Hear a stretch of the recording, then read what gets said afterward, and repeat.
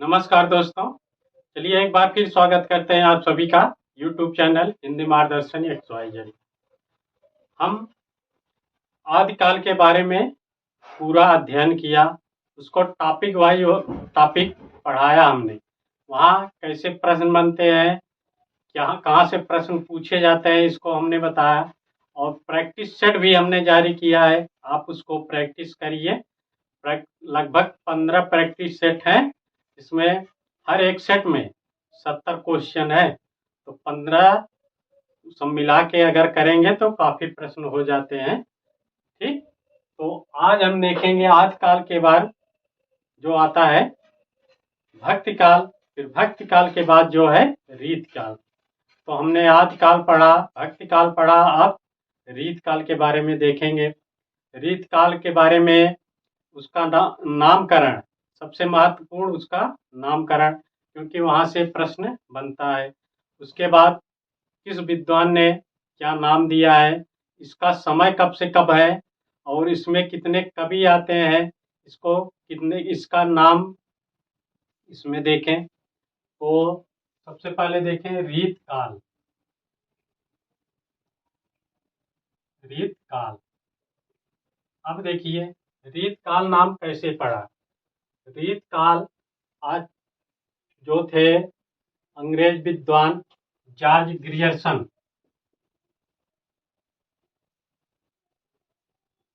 Abraham George Grierson, Grierson ने जो काल विभाजन किया था उसमें लगभग 11 काल विभाजन किए थे। तो 7वें नंबर पर जो था उन्होंने रीत काव्य नाम दिया था। रीत काव्य, ठीक। अगर पूछा जाए रीत काव्य किसने नाम दिया था, तो अब्राहम जॉर्ज ग्रियर्सन। इसी रीत काव्य को आधार मानकर आचार्य रामचंद्र शुक्ल ने इसे रीत काल नाम रखा। एक काव्य की जगह इन्होंने रीत काल नाम दे दिया। ठीक, तो ये हो गया रीत काल नाम कैसे पड़ा। अगर यहाँ से कभी प्रश्न बना, इसे एक नाम और जानते हैं, उत्तर मध्यकाल।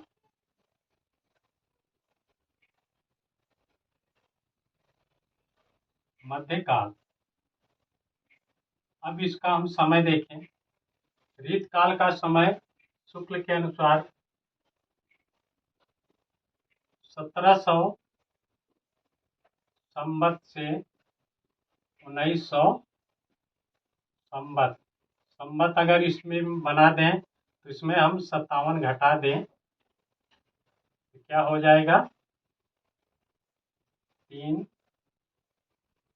4 1643 ईस्वी से 57 यहाँ घटाइए, 3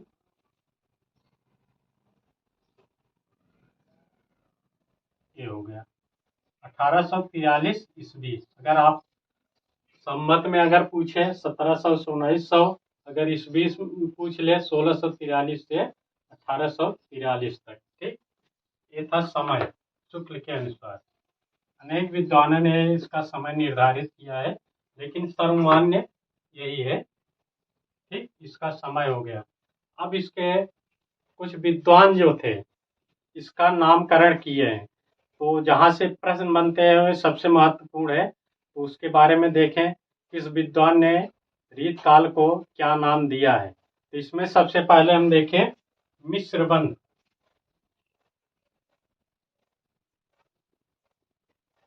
मिश्रबंध, मिश्रबंध ने क्या नाम दिया था, अलंकृत काल।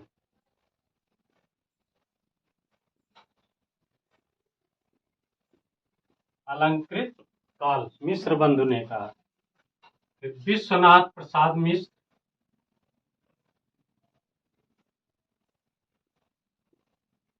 प्रसाद मिश्र ने श्रृंगार काल।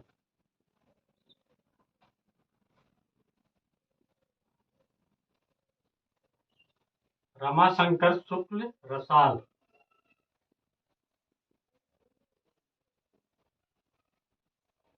शुक्ल रसाल और भगीरथ मिश्र। मिश्र ने क्या नाम दिया? कलाकल।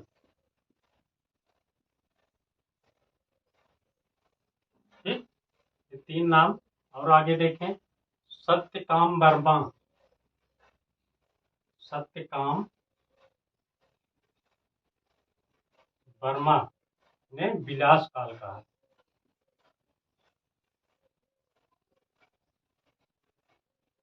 और आगे ये देखिए, मिश्रबंध ने क्या कहा? अलंकृत काल। याद रखिए, विश्वनाथ प्रसाद मिश्र ने क्या कहा? श्रृंगार काल। रमाशंकर शुक्ल रसाल और भगीरथ मिश्र ने क्या नाम दिया? कलाकल। और फिर सत्यकाम वर्मा ने विलास काल। फिर आगे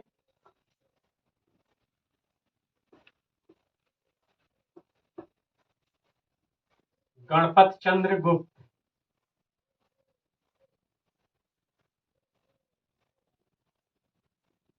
चंद्र गुप्त ने अपकर्ष काल।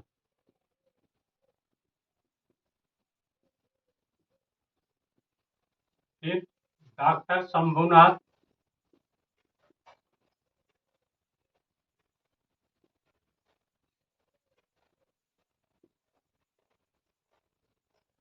इन्होंने क्या नाम दिया? रास काल।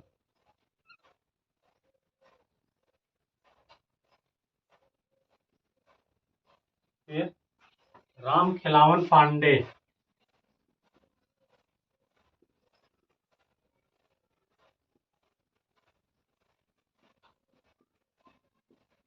पांडे ने संवर्धन काल कहा।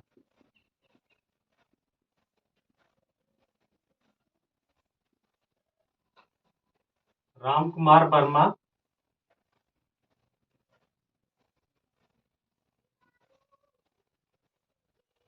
क्या नाम दिया? अलंकार काल।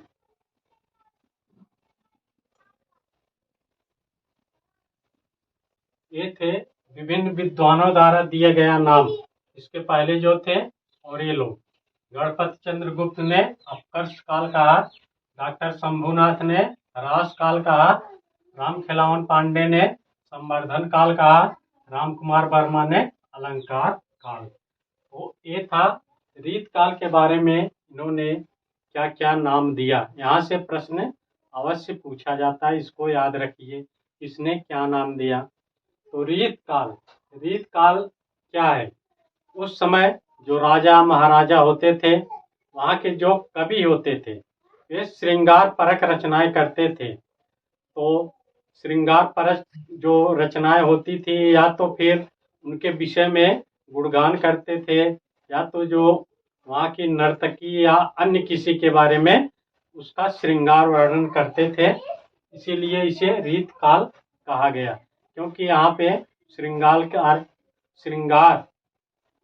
की रचनाएं अधिक हुई हैं। अगर इसकी भाषा हम पूछें तो रीत काल की भाषा उस समय क्या थी? तो उस समय क्या थी?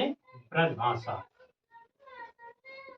रीत काल की अगर भाषा पूछे तो ब्रज भाषा थी। अधिकांश जो रचनाएं हुई हैं वे ब्रज भाषा में हुई है। इसको जरूर याद रखिए, ये इम्पोर्टेंट है। ठीक, तो अब इसमें और आगे देखें।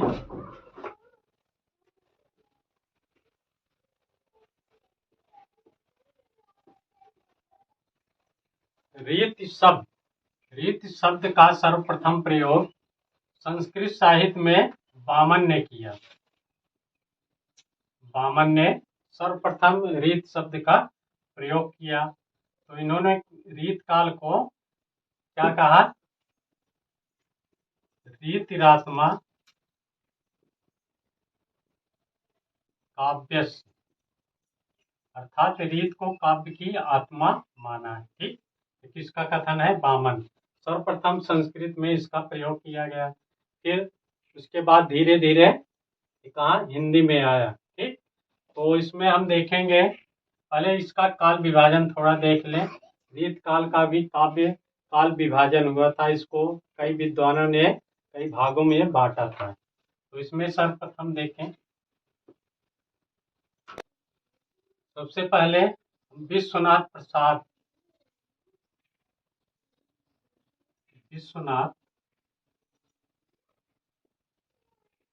मिश्र द्वारा किया गया काल विभाजन देखें। इन्होंने रीत काल को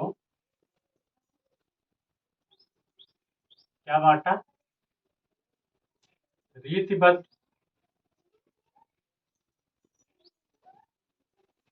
और रीति मुक्त।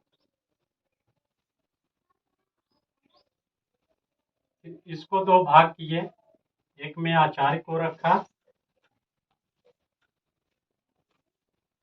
दूसरे में रीत सिद्ध नाम दिया।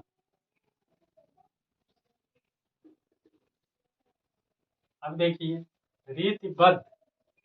रीतिबद्ध को उन्होंने कहा कि जो रीतियों में बंध कर कविताएं रची, यानी जो रीत काल की जो परंपराएं चल रही थी, श्रृंगार परंपराएं या रीति परंपरा जो थी, तो इन्होंने रीतिबद्ध को क्या कहा कि जिसमें उदाहरण और परिभाषा दोनों हो, वे रीतिबद्ध कवि कहे गए। रीति मुक्त कवि जो रीतियों से मुक्त होकर कविताएं की, जो रीत से मुक्त होकर कविताएं रची। फिर इन्होंने आचार्य को एक में रखा, फिर रीत सिद्ध इन्होंने इसका नामकरण किया, किसने, विश्वनाथ प्रसाद मिश्र ने, कि जो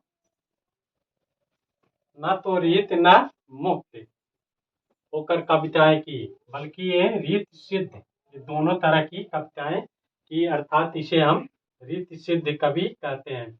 इसमें एक मात्र कवि है बिहारी, एकमात्र कवि रीत सिद्ध कवि है। ठीक, यहाँ से प्रश्न बनता है, इसको याद रखिएगा कि रीत सिद्ध कवि कौन है, तो एकमात्र कवि है बिहारी। तो इसमें बहुत कवि मिल जाएंगे, इसमें भी फिर आगे हम देखेंगे। ये सब काल विभाजन है। इसी को बच्चन सिंह ने काल विभाजन किया। बच्चन सिंह क्या किया, रीत काल को इन्होंने दो भागों में बांटा, बद्ध रीत और मुक्त रीत।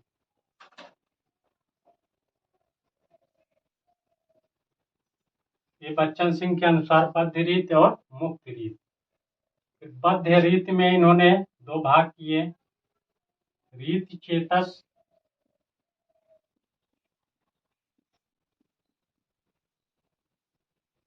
और काव्य चेतस।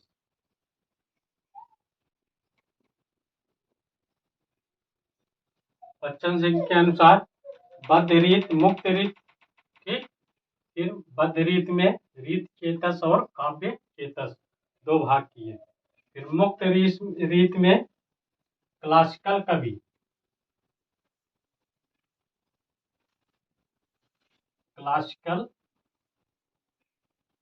कवि रखा एक में स्वच्छंद कवि। ठीक, ये था बच्चन के अनुसार और ये था विश्वनाथ प्रसाद के अनुसार। यहाँ से प्रश्न पूछे जाते हैं, इसको जरूर याद रखिए।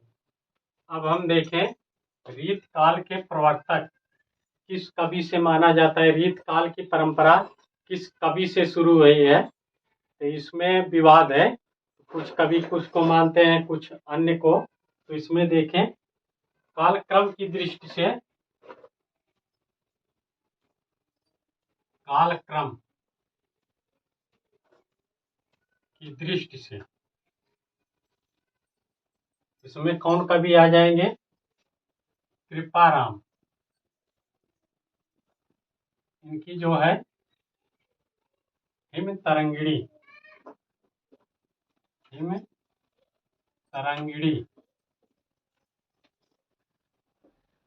तो कब होगा, 1541 ईस्वी। अगर कालक्रम की दृष्टि से देखें, 1541 में कृपाराम की हित तरंगिणी आई। कालक्रम की दृष्टि से रचना के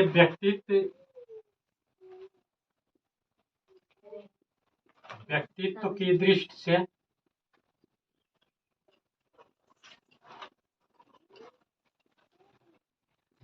से इसमें कौन आ जाएंगे?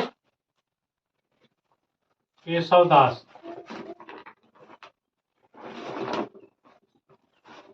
जिसकी रसिक प्रिया,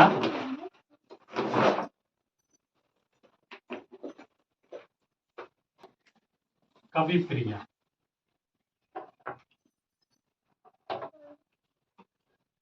ठीक, फिर अब हम देखें, ये तो पहला, दूसरा, तीसरा क्या है? आचार्य की दृष्टि से।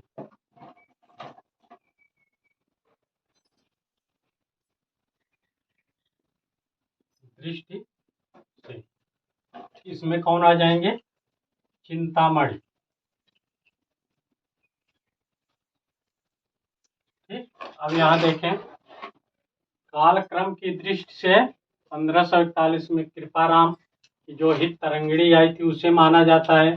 रचनाकार के व्यक्ति की दृष्टि से केशवदास, इसे डॉक्टर नगेंद्र ने माना है, नगेंद्र। और आचार्यत्व की दृष्टि से इसे शुक्ल ने माना। आचार्य शुक्ल ने कहा कि, तो ये शुक्ल के अनुसार, अर्थात शुक्ल ने कहा कि चिंतामणि से जो रीत काल की परंपरा शुरू हुई, उसके बाद फिर उसमें किसी अन्य परंपरा का समावेश नहीं हुआ, यानी अखंड परंपरा चली। तो इस तरह इसके अनुसार क्या है, इसको माना जाता है। बच्चन सिंह ने कहा कि रीत काल के जो कवि हैं वे कविता के सौदागर हैं। सौदागर, बच्चन सिंह ने कहा कि कविता के सौदागर जो है रीत काल के कवि हैं। नलिन बिलोचन शर्मा,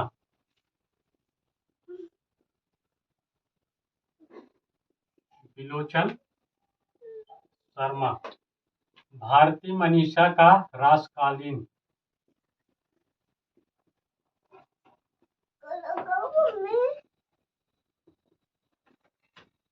रासकालीन कहा।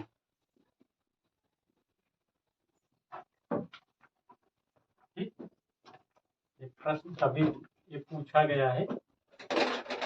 तरह हमने रीत काल के बारे में, उसका नामकरण, उसका समय, और उसमें प्रथम कवि कौन आएंगे, किस विद्वान ने किसको माना, इसके बारे में देखा। यहाँ से प्रश्न पूछे जाते हैं, ये इम्पोर्टेंट है, इसलिए रीत काल और आदिकाल, ये दो नाम जो है, नामकरण उसका जो हुआ है, वे बहुत विवादित हैं। ठीक, इनको जरूर याद रखिए किस विद्वान ने क्या नाम दिया है, क्योंकि ये दोनों विवादित हैं, यहाँ से प्रश्न बनते हैं। ठीक, तो इसके आगे हम अगली कड़ी देखेंगे। तब तक के लिए नमस्कार।